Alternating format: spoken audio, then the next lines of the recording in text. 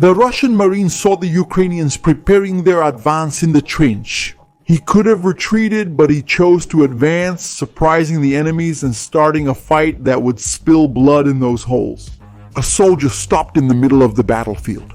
Frightened, he bent down and pretended to be dead, waiting for his fate. The Russians sprang into action in their trenches, preparing the RPGs to stop the Ukrainian advance and setting up their weapons to fire. It was yet another episode in the story of the Russian Marines of the 155th Guards Naval Infantry Brigade and the Ukrainian Infantry of the 72nd Mechanized Brigade in their struggle for Vuledar.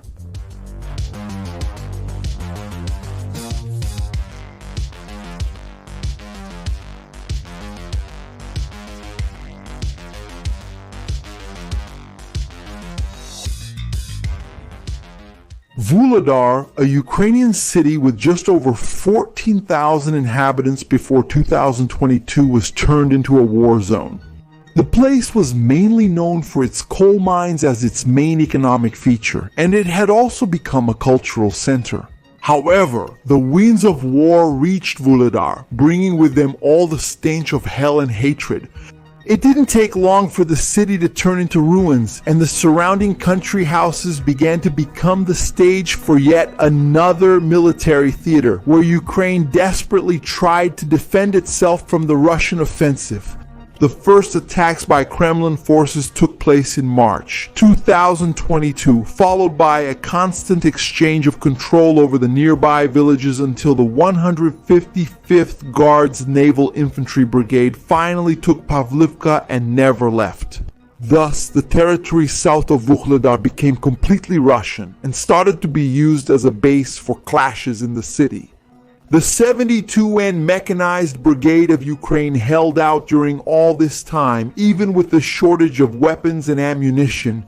Their main achievement happened during the winter offensive between 2022 and 2023, when the Russians threw everything against Vuledar. At the same time that the Wagner Group was advancing in Bakhmut, the 155th Brigade, the 40th Naval Infantry Brigade, and the 1st and 3rd Army Corps saw their armored vehicles burn under the icy winds in the Ukrainian fields. It was such a huge failure that even the bears themselves couldn't deny it. A failure that was only forgotten after the undeniable capture of Bakhmut in May 2023. The Kremlin didn't give up and started devising new strategies for the final capture of Vuledar. The advances continued in 2023 and progressed in 2024, mainly with the attempt to encircle the city from Novomikhailivka. While the generals looked at the maps and made the decisions, young and old went onto the battlefield. Among them was the Ukrainian with the war-named student, myself, and the well-known Dmitry Nikolaevich Yegorov, each on one side of this fight. The Russian drones started with grenades dropping onto the Ukrainian trenches, recording from above as the soldiers ran between the craters. The artillery teams calmly made their preparations with the coordinates and ammunition for the constant shelling against Vuledar. That rain of fire was important not only to cause damage, but to keep the drone pilots in their shelters and prevent men like Student from going out to fly the drones against the enemy. In this way, the AGS 17 teams could prepare the weapons hidden along the tree lines when the leaves became thick enough to be used as cover. An observation drone alerted the Marines that there was a lone Ukrainian in a trench. They adjusted the sights so that the 30mm grenades would get as close to the target as possible.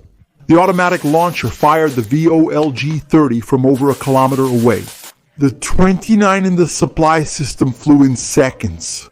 When the Ukrainian trenches weren't on fire, Vuledar was receiving fire in the same way. The gray carcasses of the buildings with dark stains from being burned by Russian bombs trembled with the constant artillery attacks. Smoke-filled apartments and streets, further poisoning the air of a place that was yet another symbol of the sadness brought by war. Ukrainian drones took off whenever they had the chance, trying to find those responsible for that fire. One of them was a TOS-1 immediately obliterated by artillery. The Russians saw another $6 million go up in smoke, while on the other side, Student and his team celebrated, having little more than these moments of good humor in those times. Student ordered Penguin, Coyote, and Cradle to prepare more of the drones they had received from the fundraising campaigns. He fought for the 72 since the times when the Russians tried to take Kyiv in an era when artillery was the big star of the war. When the commander of the Ukrainian armed forces at the time, Zaluzny, started creating the drone companies, Student volunteered to be part of them. Since then, his eyes were fixed on the screen, looking for armored vehicles, artillery pieces, or infantry wherever they might be. Men like the Marine Yegorov were targets for Student. With the code name Suntar, he saw many of his comrades being hunted down in the trenches or during advances. In one case, one of the soldiers was doing the eternal work of the infantry, digging and preparing his holes to hide in. However, the drones of the 72 found the men who were defending that tree line. He still saw when the threat descended in his direction, but a drone was making its final flight at dozens of kilometers per hour, leaving the soldier with no time to react. The explosion left another corpse that Suntar would have to collect while Student's pilots made the war effort that brought that drone worthwhile. Fighting against the drones was not an easy task. The Russian Marine in Vuledar got distracted looking for the enemies, listening to the symphony of war in the distance while taking a break from the tedious stay in his bunker. He saw the curious gaze upon him up there and foresaw trouble coming. He closed the door, which was a luxury in that war. When the drone hit, it came in with full force, throwing its shrapnel and door fragments inside. From up above, the curious lens watched until it realized there was no more movement after the visit. Infantry and drone pilots had obvious reasons to hate each other when they were on opposite sides, and great reasons to love each other when they were on the same side. If there was torment on the Russian side, there was also among the Ukrainians. An observation drone hovered over the trench of the 72nd soldier and began whispering the coordinates to the artillery. The 152mm shells went up toward the enemy. The fire spread among the holes, leaving a horrified man trying to escape the threat that kept coming. Russia had a wide variety of drones to use against the infantry. The 155 had already demonstrated this to the soldiers of the 72nd Ukrainian. The Lancet, for example, descended at 110 kilometers per hour against the gathered soldiers. It was $35,000 spent for the lives of a few men. Life was worth little in that war when you looked at it that way. But when you think about it coldly, training a fighter or treating someone's wounds could be much more expensive, especially in Ukraine's case with so much difficulty recruiting. That was far from being a problem for Russia, with widespread recruitment as well as volunteers and mercenaries coming from so many countries. With so many republics and poor areas, men like Suntar took advantage of the opportunity. Then it was time for the Marine to show his work under the observation of the drones.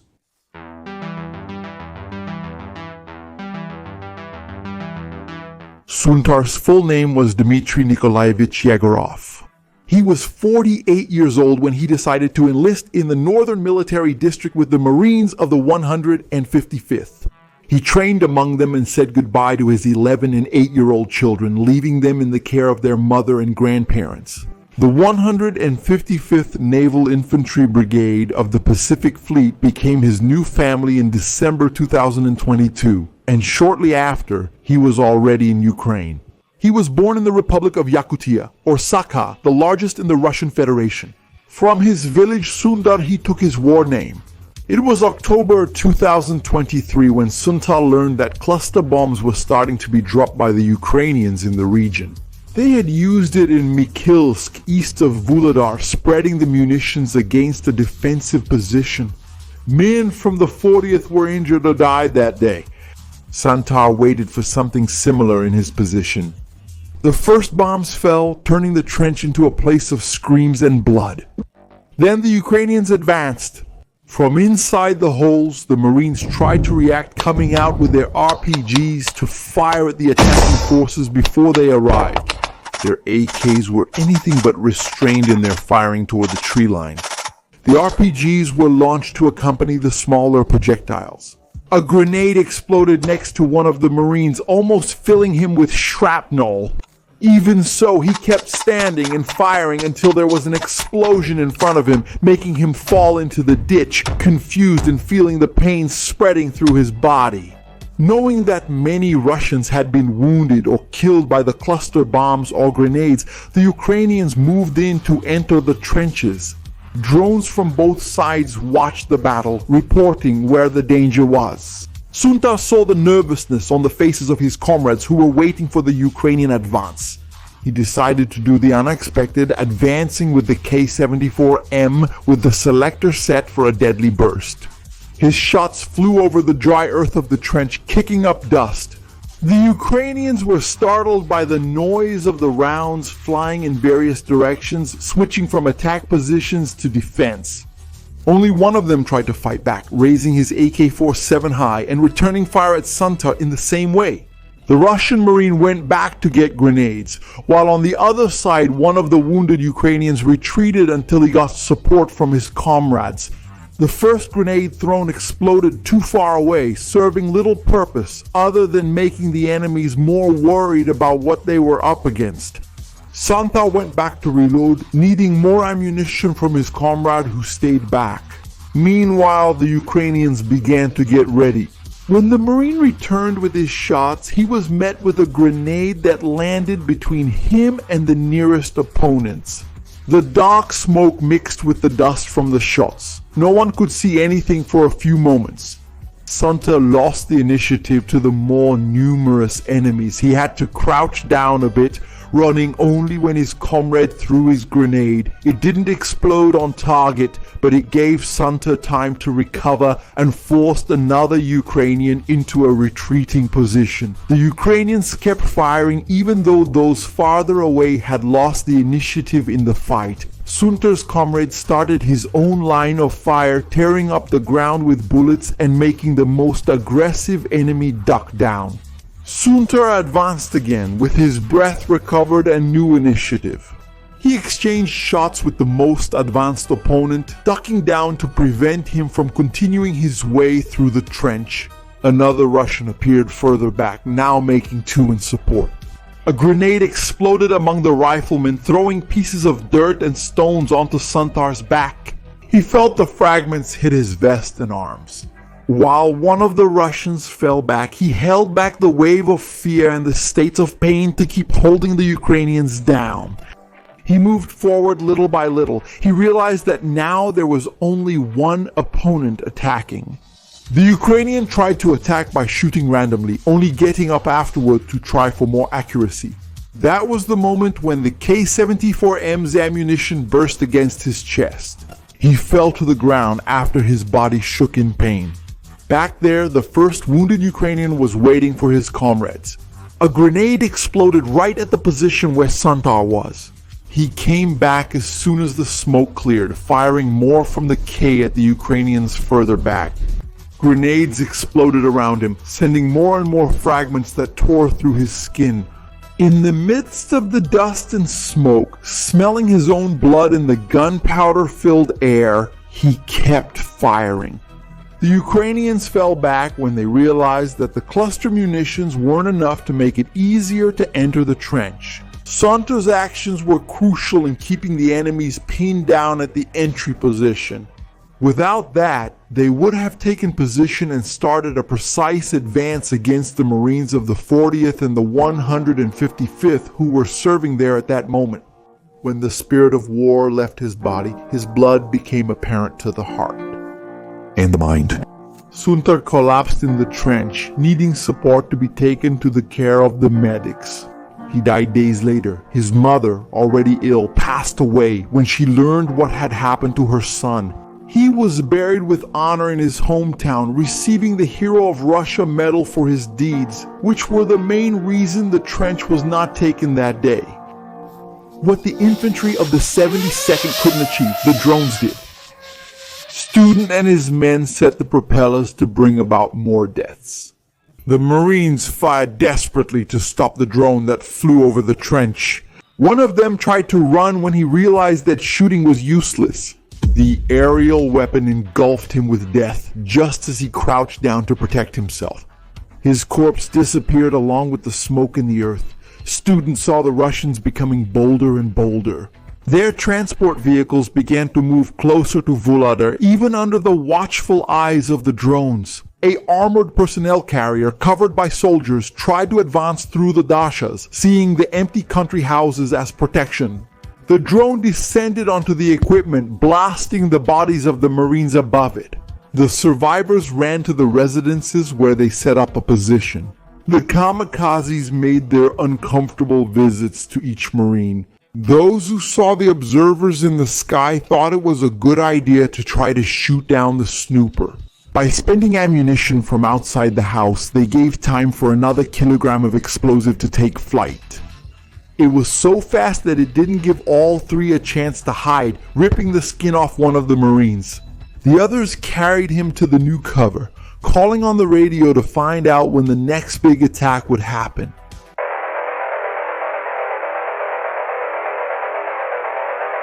In November 2023, the 155th received orders for a new advance against Valor. The armored vehicles began the first line of attack early in the month. The vehicles moved heavily along the roads near Mikulski's dachas. The soldiers dismounted to walk through the mud, passing by already destroyed assault pieces. Drones and projectiles began to descend on everything and everyone a few minutes later, starting to create the piles that heated bodies and metal but cooled the courage and lives of many. The wave of steel persisted among the houses, taking everything to the sound of monsters, breaking the ground and roaring with their cannons.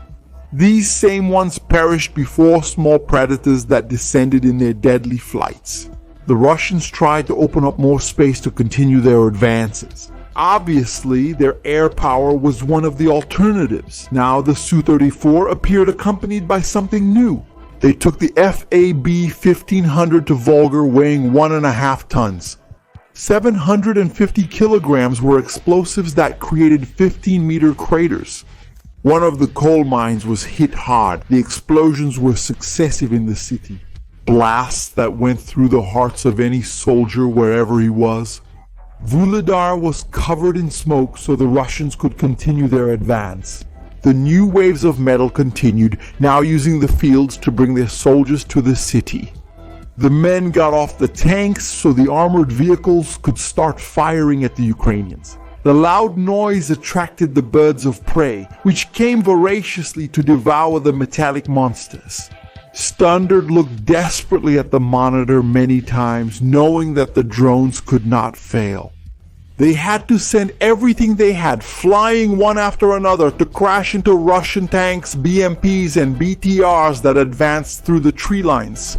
The worst was for the soldier orphaned from his vehicle. One of Standard's operators saw a truck stopped on one of the roads with its hood open. It definitely had a problem that wasn't fixed by the team. Indrone went down to check and make the problem unsolvable, then went to look for the soldiers from the truck. They found both of them lying on the grass and gave a quick death to one and a slow suffering to the second, who was hit by the fragments. The armored vehicles kept blowing up on the battlefields, leaving the crew and soldiers exposed in the open field.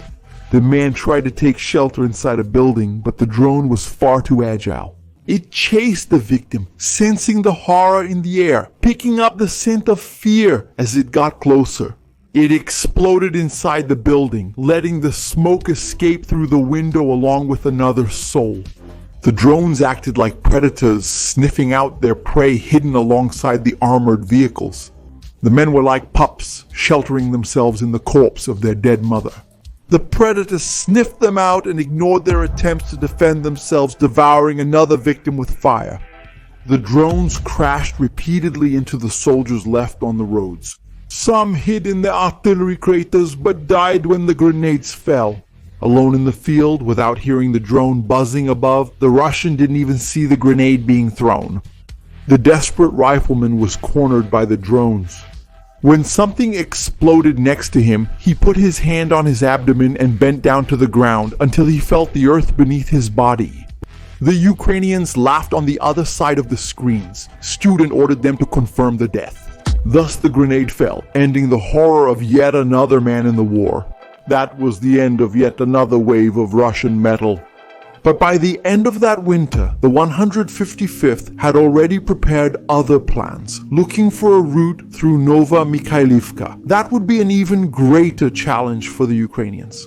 Suntar was gone, just like so many other Russians and Ukrainians in those days of fighting for Vuhledar. While Avdiivka, Bakhmut, and Soledar were falling, the 72nd continued its constant defense of the city under its protection. Students said goodbye to many men in those months, but also caused farewells on the other side. The Russian 155 and the Ukrainian 72 saw medals being awarded to men still alive or to their deceased relatives. And there was none of these medals that could protect a man's body from a bomb or a father's heart from the news of the end of his son's life.